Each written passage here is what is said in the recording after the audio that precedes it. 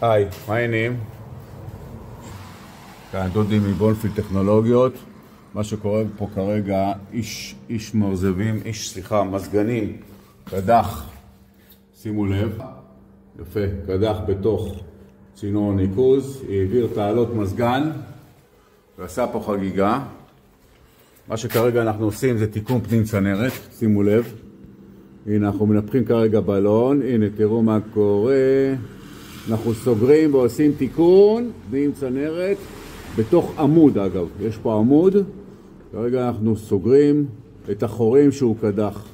אוקיי, אני מתרחק כדי שתבינו. הנה הצנרת של המזגן.